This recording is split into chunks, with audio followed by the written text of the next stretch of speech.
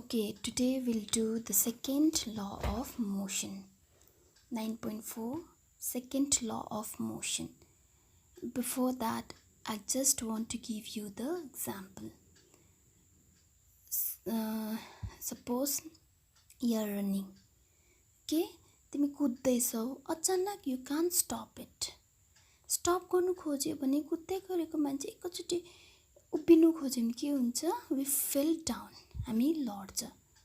Okay न अनि another example कुनै पनि गाडी होस् स्पिडमा छ एकैचोटि ब्रेक लाग्नु सक्दैन. ब्रेक लाग्यो भने पनि के हुन्छ गाडी झट्टारिन्छ हैन.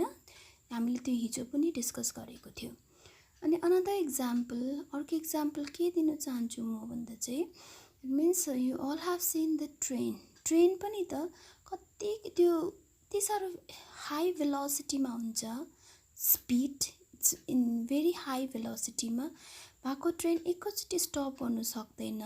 त्यसले गर्दा ट्रेनले त्यो आफ्नो स्टेसन अगाडि नै उसले ब्रेक लाउँछ अनि बिस्तारै बिस्तारै आएर मेन पोइन्टमा आएर त्यो गाडी के हुन्छ ट्रेन के हुन्छ स्टप हुन्छ. अब त्यो चाहिँ के को कारणले भएको मैले हिजो पनि यस्तै कुरा भने डे टु डे लाइफकै कुराहरू भने related with the vehicles only. अब भेलोसिटीमा भएको कुनै पनि गाडीहरू हामीले अचानक रोक्न सक्दैन. हामी कुद्दैछ नि हामी अचानक रोकिन सक्दैन भन्ने एक्जाम्पल दिए. अब योहरू के को कारणले हुँदैछ. ओके अब यो भन्दामा अगाडि in order to explain morally second law of energy तिमीले के बुझ्नु पर्यो भन्दा चाहिँ first we have to understand the momentum. That is the new word we have that is MOMENTUM. That is momentum. हामीले मोमेन्टम बुझ्नु पर्यो. अनि मोमेन्टम चाहिँ it is represented with small letter p. अर्को कुरा के याद गर्नु पर्यो momentum it is related with the second law of motion. हामीले जबसम्म मोमेन्टम बुझ्दैनौँ हामीले सेकेन्ड ल अफ मोसन्स पनि बुझ्दैनौँ. क्लियर. अब मोमेन्टम बुझ्नुको लागि चाहिँ I told you it is represented by p small letter p. Momentum is the quantity which measures the amount of motion in the body. A momentum चाहिँ एउटा quantity रहेछ जुन चाहिँले चाहिँ कुनै पनि अब्जेक्टमा चाहिँ कति अमाउन्ट अफ मोसन छ त्यो मेजर गर्दो रहेछ. बुझेन. अब कतिको मैले इक्जाम्पल दिए भर्खर कुद्दाखेरि अब त्यो कुद्दाखेरि हाम्रो बडीले कति चाहिँ मोमेन्टम क्रिएट गर्छ भनेपछि मोमेन्टम भनेपछि के बुझ्नु पर्यो हामीले कति अमाउन्ट अफ मोसन चाहिँ फर्म गर्दछ त्यो बडीले. That is the momentum and which is related with the second law of motion. अब morally to explain the momentum I will give you the another example. Suppose you all have seen the table tennis game हैन. Table tennis game याद छ.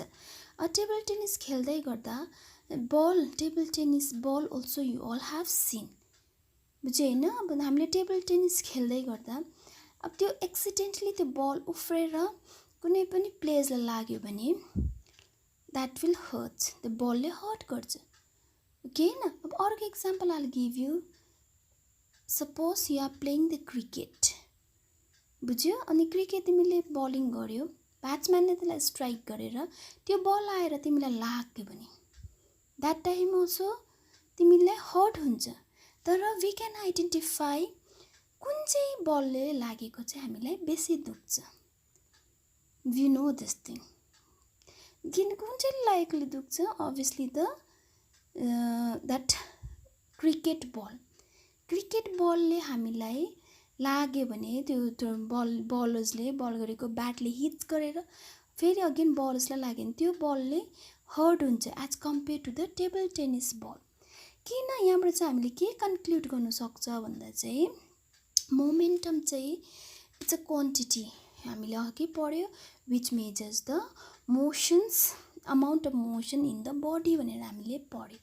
अनि यहाँबाट अर्को हामीले के conclude गर्नु सक्छ भन्दा चाहिँ कुनै पनि अब्जेक्टको मास बेसी छ भने त्यहाँनिर मोमेन्टम बेसी क्रिएट हुन्छ.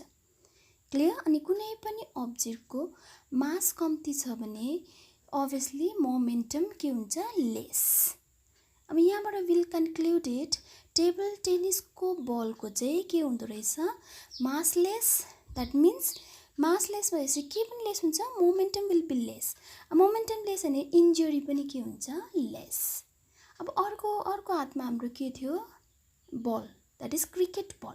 क्रिकेट बलको as compare to tennis ball the mass is more, means momentum will be more, means more will be the injuries as compared to the injury by the table tennis ball.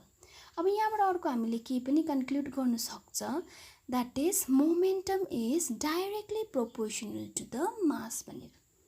अर्को हामीले के बुझ्यो अरे यहाँबाट, momentum चाहिँ it is directly proportional with the mass सँग directly proportional हुन्छ. On the screen I'm showing you with the symbol also, that is momentum.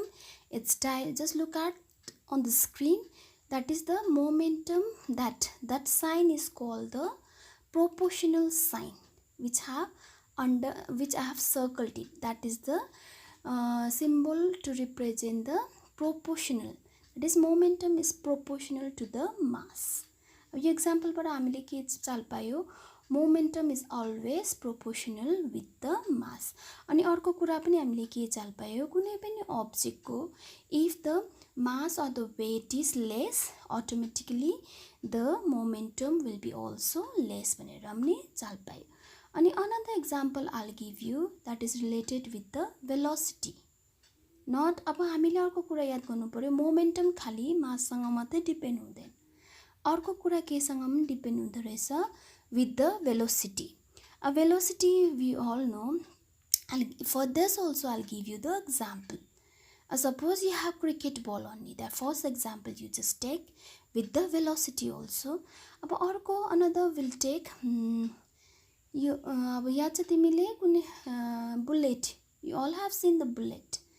याद छ हैन, बुलेट. अब गनबाट कुन बुलेट फायर गर्यो भने अगाडि बसेको मान्छेलाई सुट गर्दा द्याट मान्छे के हुन्छ, स्पट डेथ हुन्छ नि, किन मर्नु सक्छ, मर्छ, इन्जर्ड हुन्छ, मर्छ. तर त्यो क्रिकेट बलले लागेको मान्छे त स्पट डेथ हुँदैन नि, त्यति साह्रो इन्जर्ड हुँदैन.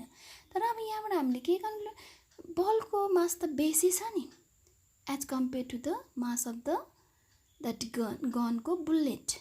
बुझ्यो, बुलेटको मास कम्ती छ, बलको मास बेसी छ. तर पनि हामीले भर्खर पढेको थियो मास बेसी छ भने मोमेन्टम बेसी हुन्छ भनेर.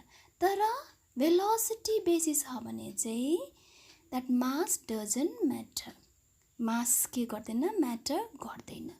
That you have to understand.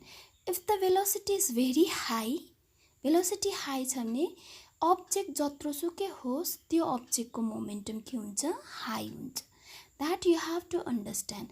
And with this what we have conclude, हामीले यहाँबाट के कन्क्लुड गर्न सक्छ भन्दा, the velocity of an object is always proportional to the, that means always proportional. With this what we conclude is that the momentum is also proportional with the, directly proportional with the velocity also. Not only proportional with the mass, but it also proportional with the velocity. That means we can derive that momentum is always also proportional with the velocity. Now with these two example, what we can conclude is that momentum is directly proportional with mass and the velocity. With this we can represent P is equal to M into V. That means P represent the momentum, M represent the mass, and V represent the velocity. Now with this we can conclude that the momentum is always proportional with the mass and velocity of an object. Now next what, okay, now we'll relate the momentum with second law of motions. First, the definitions of second law of motion. The second law of motion states that the rate of change of momentum of an object is proportional to the applied unbalanced force. That means in order to clarify the statement, I just want to give you the simple example first. My example goes like this. Suppose you have a vehicle, okay, is in the rest. The vehicle को चाहिँ totally the battery के भएको छ has gone. Battery गएर चाहिँ गाडी stop भयो अरे. What we will do, we'll ask other to help हैन. हामीले अलिकति धक्का लगाइदिनु भनेर भन्छ. We all have noticed जब गाडीको ब्याट्री गयो भने सक्यो भने अलिकति धक्का लगायो भने के हुन्छ? That means the force will create. Force हुन्छ, more force will create. अनि त्यो more force create भयो भने the vehicle will moves.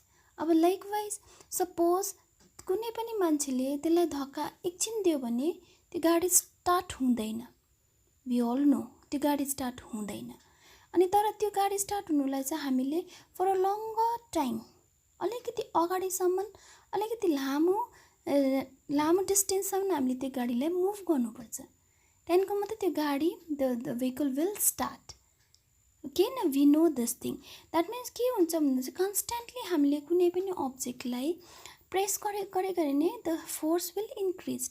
अनि त्यो फोर्सले गर्दा त्यो गाडी automatically the vehicle will start moving. Okay, अब अर्को example I'll give you. The cricket के I'll give you. अब कुनै पनि बल गर्दा the बलरले स्पिड बल गरे नि हामीले ब्याट्सबाट पनि फोर्स त्यतिकै स्पिडमा फ्याक्नु पर्यो. We know this thing हैन, त्यतिकै स्पिडमा हामीले फ्याक्नु पर्यो. अनि अब अर्को एक्जाम्पल म दिन्छु.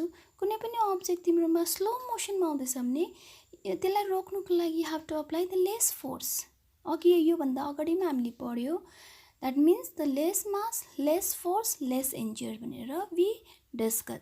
Okay, अब यहाँनिर फोर्समा सेकेन्ड ल अफ मोशन्समा पनि we discuss the second law of motions. State that the rate of change of momentum of an object is proportional to the applied unbalanced force in the directions of force. अब यो एक्जाम्पलबाट हामीले के बुझ्यो भन्दा चाहिँ force is directly proportional to change in momentum. अब गाडी धक्का दिँदा त्यो एउटा लाइन अफ त्यही फोर्सलाई चाहिँ कन्टिन्युअसली दिइबस्नु पर्यो नि. That means directly proportional. अब यहाँबाट what we can get is that force is directly proportional to the change in momentum. अब with this we can derive the formula for the second law of motion. That means force we can represent with capital letter F equals to change in momentum upon time. For F, that means force will denote it with capital letter F. Change in momentum will denote the change in momentum means the difference of final velocity and the initial velocity. That means change in momentum भनेको चाहिँ के हो? That is the difference of final momentum minus initial momentum. And another one we have t. That means time taken will denote it with small letter t. Now here v represent v equals to final velocity of an object. U means initial velocity of an object. Mu is the final momentum. mv is final momentum. Mu is initial momentum. That means if you subtract this mv minus mu, then we'll get the change in momentum. And the change in momentum is nothing. It's the second law of motion. That means with the example also we understood कुनै पनि object मा force चाहिँ directly proportional. That means the force will be the rate of change of momentum of an object is directly proportional to the applied unbalanced force in the directions of force. With this we conclude the second law of motion.